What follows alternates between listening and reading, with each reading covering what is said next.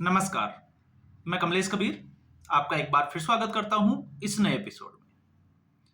होली का त्योहार नजदीक है और होली के त्योहार को लेकर आपको पता होगा, पुराने समय से ही एक कहावत चलती आती है, बुरा न मानो होली है।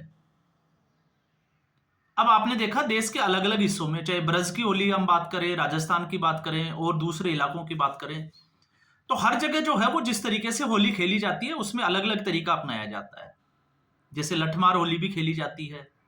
कई जगह पे हमने देखा, जैसे हरियाणा और इस बेल्ट में, तो देवर भाभी के बीच में जो झड़प वाली होली होती है, वो भी एक होली बनाने का एक अपना एक तरीका होता है।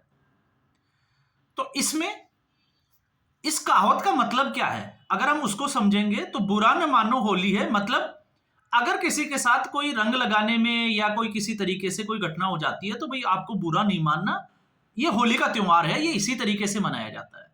और आपने देखा, जब हम भी कई बार जो है वो जिस दिन होली का रंग खेलने का दिन होता है, हम बाहर निकल जाते हैं तो हमें भी जो है वो जबरदस्ती रंग लगा दिया जाता है। तो उसका मतलब ये नहीं होता कि हम उनसे नाराज हो जाएं, ये तो है हमारा त्योहार की एक परंपरा। अब हम इसको राजनीतिक चश्मे से देखने की कोशिश करते हैं।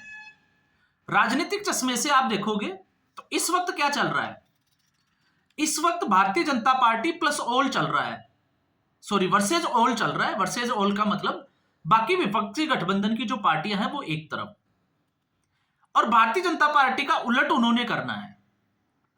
अब उलट का मतलब उलट कैसे करना है, क्योंकि उनको मुस्लिम तुष्टीकरण की राजनीति पसंद है। और मैं आपको हमेशा पता है, मैं खुलकर जो है वो इस मसले पे बात करता हूं, सिर्फ और सिर्फ मुस्लिम समुदाय के वोट को रिझाने के लिए। अब इसके एक उदाहरण देखिए। इस उदाहरण के बाद फिर मैं आऊंगा जिस घटना की हम बात कर रहे हैं, संभल की, सीओ अनुज चौधरी की, हम उसके ऊपर भी आएंगे। लेकिन पहले इसको समझ लेते हैं हम। जिस तरीके से महाकुंभ शुरू हुआ तो विपक्ष की सारी पार्टियां ने महाकुंभ को जो है वो अलग अलग तरीके से रिप्रेजेंट करना शुरू कर दिया। एक होता है कि समुदाय विशेष का कोई त्योहार होता है तो हम उनको बधाई देते हैं, शुभकामनाएं संदेश देते हैं। लेकिन विपक्ष के द्वारा महाकुंभ की बधाई जो है वो संदेश किसी को नहीं दिया गया। लेकिन जैसे ही महाकुंभ खत्म हुआ और रमजान शुरू हुआ तो आप देखोगे कि विपक्ष पार्टियों के जो हेड है राहुल गांधी, अखिलेश यादव, आप उनके एक्स हैंडल को उठा के देखिए, एक के बाद एक जो है वो रमजान की बधाइयां शुरू हो जाती है।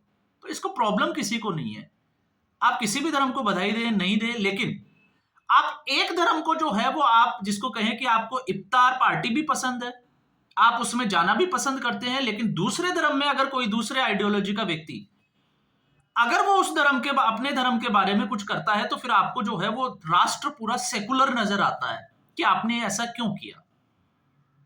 आप सनातन को गाली देते हो कि सनातन जो है वो कुष्ठ है, कैंसर है, तमाम तरह की बात करते हो। महाकुंभ को आप मृत्यु कुंभ कह देते हो, वो बिल्कुल सही है। लेकिन अगर आप दूसरे समुदाय के आपके जिस तुष्टीकरण की राजनीति में जो ढांचे में फिट बैठता है, अगर उसके बारे में कोई कुछ बात करता है तो फिर आपको तकलीफ शुरू हो जाती है। और ऐसा ही हुआ राम मंदिर को लेकर। अब इसमें अगर हम जाएंगे तो आपको एक के बाद जो है वो बहुत सारे एग्जाम्पल मिलते चले जाएंगे। अब ऐसा क्यों? तो ऐसा इसलिए, एक मैं उदाहरण से ही समझा देता हूं। आपने देखा होगा मुस्लिम समुदाय और हिंदू समुदाय में कई चीजें जो है वो हमेशा उल्टी होती है। तो यही जो है वो राजनीतिक पार्टियों का हाल है। जैसे अब आप कहोगे कि कैसे, आपने देखा है कि हमारे समुदाय में ज्यादातर लोग जो है वो दाढ़ी काटना पसंद करते हैं, मूंछ रखते हैं, तो वो उल्टा करते हैं, मूंछ काट के और दाढ़ी रखते हैं। अब मैं ये किसी धर्म विशेष की बात नहीं कर रहा हूं, आपको लगे नहीं, मैं सिर्फ जो है वो एक समझाने की कोशिश कर रहा हूं। आपने देखा होगा जितने भी अरब कंट्रीज है, तो तवा हम लोग सीधा रखते हैं तो वो लोग उल्टा रखते हैं। जिस तरीके से हम हाथ मुंह धोते हैं, हम सीधे हाथ से धोते हैं नीचे की तरफ, तो वो जो है वो उल्टे हाथ से ऊपर चढ़ाते हैं। इसी तरीके से अगर हम सलवार को, आपने देखा होगा नीचे से अगर हम पैंट पायजामा और सलवार को ऊपर चढ़ाते हैं पलट के, तो ये लोग जो है वो कमर से ऊपर चढ़ाते हैं। और जिस तरीके से हम जो है वो कोई भी धार्मिक कार्य हमारा जो है वो ईस्ट फेसिंग होता है, पूर्व की तरफ मुंह करके जो करते हैं, तो ये हमारे उल्टा करते हैं पश्चिम की तरफ, क्योंकि मक्का और मदीना वो दिशा एक होती है। इसमें बुराई कोई भी नहीं है। लेकिन इसको राजनीतिक पार्टियों ने क्या कर लिया, राजनीतिक पार्टियों ने ये बना लिया कि हमने जो है वो, नरेंद्र मोदी ने जो कह दिया हमने तो उल्टा करना है। अगर नरेंद्र मोदी ये कह दे कि सूर्य जो है वो पूर्व में उगता है, तो हम मानेंगे ही नहीं, हम कसम खा के बैठ जाएंगे कि नहीं, ये तो जो है जी पश्चिम से ही होता है। और यही हाल है इनके दरबारी पत्रकारों का, जो नरेंद्र मोदी से चिढ़ते हैं। अब कैसे, उसको हम अब प्रमुख घटना पर आते हैं। अनुज चौधरी सुर्खियों में आए थे 24 नवंबर की। वो घटना आपको याद होगी जब संभल में हिंसा फैली थी। अब संभल में जब हिंसा फैली तो एक एक जो है वो जनरल सा सवाल है, वो किसी भी समुदाय विशेष का हो, आर्मड फोर्सेस का हो चाहे पुलिस का हो। पुलिस का कोई भी सिपाही, उसको बंदूक दी जाती है लेकिन चलाने की उसको इजाजत नहीं होती। तो आप सोच के देखिए, अगर कोई पुलिस के ऊपर हमला करे तो क्या पुलिस वाले वहां उस पुलिस में भर्ती इसलिए हुई है कि उन्होंने शहीद होना है, मरना ही है, डंडे खाने हैं, पत्थर खाने हैं या गोलियां खानी है? और राजनीतिक पार्टियां जो है वो हमेशा इस तरीके की चीजों का इस्तेमाल करती है।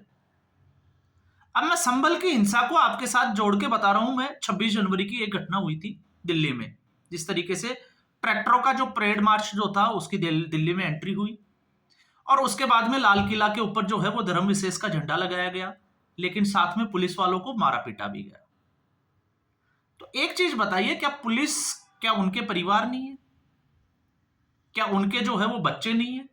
या फिर उनको पुलिस में भर्ती इसलिए किया जाता है कि नहीं, आप कुछ नहीं कर सकते? और आप देखिए, उस वक्त भी केंद्र सरकार ने जिस तरीके से पुलिस ने अपने आप को नियंत्रण में रखा, यह भी एक बहुत बड़ी बात है कि किसी को पीटा नहीं, किसी के ऊपर गोली नहीं चलाई। अब ऐसी ही घटना आप देखिए, जो सपा के गुंडे हैं, मैं हमेशा कहता हूं मुसलमान सिंह यादव की जो पार्टी है उसका हाल देखिए। सीओ अनुज कुमार ने कहा कि अगर किसी को रंग झेलने की कैपेसिटी हो तो ही वो घर से बाहर निकले, क्योंकि ये बुरा न मानो, होली है और होली का त्योहार साल में एक बार आता है, और जो जुम्मे की जो नमाज होती है वो 52 बार होती है, मतलब 52 फ्राइडे आते हैं। तो इसमें चाहे उस आगे उन्होंने ये भी कहा कि चाहे अगर किसी को हिंदू समुदाय का लोग है और उसको भी अगर रंगों से परहेज है तो वो होली के दिन घर से बाहर ना निकले, ये साफ तौर से कहा। और वो मुस्लिम समुदाय के लिए भी उन्होंने कहा, लेकिन उन्होंने एक चीज कहा है कि किसी भी कंडीशन में कानून व्यवस्था को आपको हाथ में नहीं लेना है। अगर आप कानून व्यवस्था को हाथ में लेते हैं तो आपके ऊपर एक्शन लिया जाएगा। तो आप सोच के देखिए इसमें क्या गलत कहा, सही तो कहा भी। आपको अगर किसी चीज से परहेज है तो आप भाई उस दिन थोड़ा सा अवॉइड करें ताकि टकराव की स्थिति ना हो। तो उसका जो है वो गलत वो मतलब निकाला गया, और उसमें सबसे पहले कूदी समाजवादी पार्टी, क्योंकि पहले आपने देखा था कांग्रेस पार्टी कूदती थी, लेकिन अब वो चीजें उत्तर प्रदेश में समाजवादी पार्टी की हो गई। एमवाई फैक्टर तो आपको याद ही है, मुसलमान सिंह और यादव फैक्टर। अब जब मैं उस घटना का जिक्र करता हूं, जो लोग अनुज चौधरी को अभी कटघरे में खड़ा कर रहे हैं, एक तो इस देश में आपने देखा होगा सबसे बड़ा दलाल पत्रकार, जिसको सिर्फ हिंदू मुसलमान की राजनीति करनी होती है, आरोप भारतीय जनता पार्टी के ऊपर लगाता है, लेकिन उसका खाना ही डाइजेस्ट नहीं होता, और उसमें सबसे ऊपर आता है अजीत अंजुम। मैं कई बार कई वीडियो में आपको बता चुका हूं, और किस स्ट्रेटजी के साथ वो काम करता है वो भी मैं आपको बता चुका हूं। वो उसी जगह पे जाना पसंद करता है जहां पर इस तरीके का माहौल, और उसके क्वेश्चनिंग भी इसी तरीके से होती है। वो उसी मुद्दे पे लाना चाहता है जिस वो मुद्दे पर वो अपने आप को जो है वो कंफर्ट फील करता है, और एक बेहद जिसको कहते हैं गिरी हुई पत्रकारिता का स्तर है उसका। पूछता कौन है वो भी सब पता है, समुदाय विशेष के लोग उससे राजी रहते हैं। उन्होंने जो है वो इस मुद्दे को भी उठाया, और भी जो है वो बहुत सारे लोग वो इस तरीके के उठाते हैं। इनको वर्दी में भी आजकल जो है वो भगवा दिखता है, क्योंकि नक्शे में तो दिखने ही लग गया, अब दिल्ली भी आ गई, तो अब इनके पास कोई ऑप्शन नहीं है। तो ये भूल जाते हैं जब ये कहते हैं, समाजवादी पार्टी के जिस नेता ने ये बयान दिया अनुज चौधरी के खिलाफ कि उन्होंने जो है वो 24 नवंबर को भी ये कहा था कि गोली चलाओ। अब सवाल खड़ा ये होता है, आप अनुज चौधरी को छोड़ दीजिए, आखिर अचानक से सुबह के समय में इतनी 30 से 50 हजार की भीड़ कहां से आ गई अचानक से? तो अचानक से मैं कहता हूं कि 100 लोग, 200 लोग, 300 लोग इकट्ठे हो सकते हैं मोहल्ले विशेष के। 30,000 से 50,000, इसका मतलब दूर दराज के लोग भी उसमें शामिल थे, दूसरी जगह से भी लोगों को इकट्ठा किया गया था। इतने पत्थर और ईंटें कहां से आ गई? अभी आपने देखा होगा, खबर चल रही है, जिस तरीके से पुलिस थाने का जो निर्माण ही उन्हीं ईंटों से हो रहा है, तो इतनी ईंटें कहां से आ गई? तो इसका मतलब परफेक्ट प्लानिंग थी। और उस प्लानिंग में अगर पाकिस्तान फैक्ट्री मेड अगर कोई कारतूस यूज किए गए हों जिसमें उसी समुदाय के लोग मारे जाते हैं, और फिर उसमें जिस तरीके से 3 आरोपियों को पकड़ा जाता है और एक आरोपी गुलाम, जो साफ तौर से ये कहता है कि ये सिर्फ और सिर्फ वहां के जो सांसद है बर्क, वो उनके इशारे पे काम करता है, और उन्हीं के इशारे पे जो अभी बुजुर्ग हो गए, आपको पता होगा जब बिजली विभाग के कर्मचारी उनके घर में घुसे थे और वो धमका रहा था, उसकी मैं बात कर रहा हूं, बूढ़े बर्क की बात कर रहा हूं मैं, जियाउर रहमान बर्क। उसने 2014 में उसी समुदाय के एक मुस्लिम यानी कि अपोनेंट एक नेता, उसका मर्डर करवा देता है। ये मेरा वो नहीं है, ये मैं गुलाम को कोट कर रहा हूं, उत्तर प्रदेश पुलिस को कोट कर रहा हूं, जो उसने गवाही दी है, जो उसने सच उगले हैं, राज उगले हैं। फिर उसके बाद में कि दंगा जो है वो एक साजिश की गई थी, व्हाट्सएप पे जो है वो सांसद के नाम से ग्रुप बनाया गया और उसको सर्कुलेट किया गया मैसेज। तो आप अनुज चौधरी को दोष कैसे दे सकते हैं? मेरा कहने का मतलब ये है। और अनुज चौधरी अगर अपनी डिफेंस में पुलिस किसी को अगर मारती पीटती भी है तो इसमें बुरा क्या है?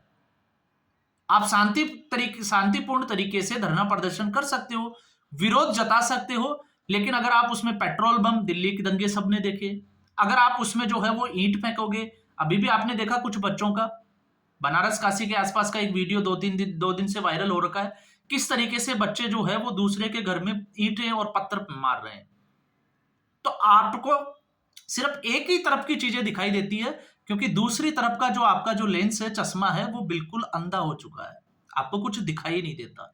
और सीओ अनुज चौधरी जब ये कहता है कि हम यहां पर जाहिलों से मार खाने के लिए नहीं आ रहे हैं, तो वो बिल्कुल सही कहता है, नहीं खाने चाहिए, क्योंकि भारतीय सेना ने भी, आपने देखा होगा जम्मू कश्मीर में आज जो जिन लोगों को दर्द हो रहा है वो तब कहां थे जब भारतीय सेना के ऊपर इन्हीं समुदाय विशेष के लोगों के द्वारा अपनी फौज के ऊपर जो है वो पत्थरबाजी की जाती थी। सैनिक मरे, पुलिस वाले मरे, हिंदू मरे, सिख मरे, इनको कोई दिक्कत नहीं है, बस इनको एक खास कम्युनिटी उसके जो है वो कोई किसी के उनके बारे में कोई कुछ नहीं करना चाहिए। तो जब सड़कें जाम हो जाती है, उसी जुम्मे की नमाज की जाती है, तो सब लोग जो है वो देखते ही हैं, क्या उनके ऊपर पत्थर फेंकते हैं? जब रास्ते ब्लॉक कर दिए जाते हैं, सड़कों की सड़कें जाम कर दी जाती है, तो फिर उसमें अनुज चौधरी गलत कैसे हुआ? ये एक जो है वो बड़ा प्रश्न चिन्ह है। और इसमें मैं आपकी भी राय जानना चाहूंगा कि वाकई में क्या सीओ अनुज चौधरी को दबाया जाना चाहिए? और इतनी साहस आया है योगी की पुलिस को, तो आपको यह भी पता होगा कि जिस तरीके से प्रशासन को जो योगी ने खुली छूट दी है कंट्रोल करने की, सिर्फ कानून व्यवस्था की मैं बात कर रहा हूं, वो तो वैसे भी जो है वो अपने आप में मॉडल बन चुका है। नहीं तो आप बाकी राज्यों का देखिए जहां विपक्ष की सरकारें हैं, आपको पता चल जाएगा कि कानून व्यवस्था किस हद तक जो है वो नीचे गिरी हुई है। तो आज के एपिसोड में बस इतना ही। उम्मीद करूंगा वीडियो एपिसोड आपको पसंद आया होगा। अगर वीडियो आपको अच्छा लगे, वीडियो को लाइक करें, शेयर करें, चैनल जरूर सब्सक्राइब करें। धन्यवाद।